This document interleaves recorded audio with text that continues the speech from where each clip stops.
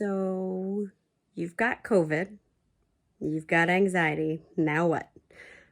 All right, so all kidding aside, I can now say from personal experience that anxiety when you've got COVID is a lot worse. I got my test results back today. I am positive for COVID-19, but I will say the worst part for me personally was actually waiting. So seeing my husband get infected last week and then, isolating him as quickly as we could, which was not fast enough, and then waiting to see if myself and my toddler would test positive. That wait was excruciating.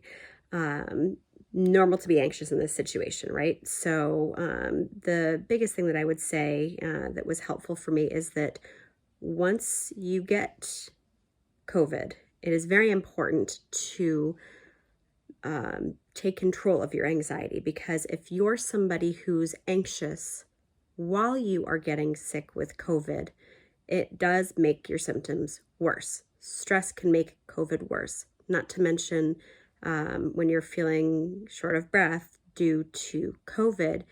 If you are anxious on top of that, which again, some degree of that is normal, it's going to make your symptoms feel worse in that moment. So for example, last night I was feeling, very anxious about getting my test results back, and I had been coughing, figured I was already positive. And then of course, with that anxiety and the worrying and the ruminating on like, what if my daughter is positive, that sort of thing, my anxiety went sky high. It got a lot bad to the point where I started having shortness of breath, which then with COVID makes you think, oh my gosh, I'm having COVID related shortness of breath. Like, this is awful. But luckily I kind of quickly realized, I was like, wait a minute, like my thoughts are racing. I'm really anxious right now. I'm worried. I gotta calm down. So, I did some positive self-talk, recognizing that your anxiety is contributing to your COVID symptoms is actually a really powerful thing. So I was able to recognize that I was feeling anxious in that moment and kind of pep talk myself, saying basically, you know what, like right now you're having this shortness of breath. It's come on suddenly because, it's probably because you're feeling anxious. If you're able to calm yourself down, chances are this will get better. Things like that were helpful. Other things that were helpful to me, I did some deep belly breathing, also called diaphragmatic breathing. I talked about in my last video. But basically this is regulating your breathing a little bit more closely, being focused on your breath work. So namely, taking some deep breaths in through your nose for a 4 count. I blow out through my mouth for a 3 count. Doing that a few times, that can be helpful.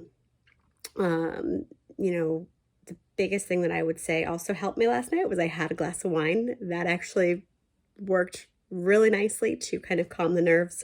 Obviously, that's not an option for everybody, nor should it be, a crutch for your anxiety. But sometimes, if you're somebody who enjoys a glass of wine and that relaxes you, might not be the worst thing.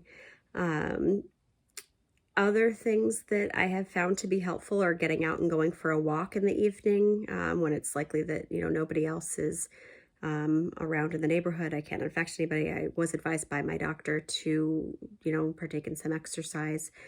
Physical movement and exercise can produce feel-good endorphins. It's a stress reduction method. And then I have also been finding that keeping busy has been quite helpful, which is definitely not hard when you're quarantining with a toddler and your husband is self-isolating. So that's been something that's been kind of helpful. But other things, that have actually been calming that I don't normally find calming. I was doing some baking with some stuff that I had, and anything to kind of keep your mind out of those negative spiral loops is going to be helpful here. But hopefully, my course will be mild and I will get better soon. All right, thanks for tuning in.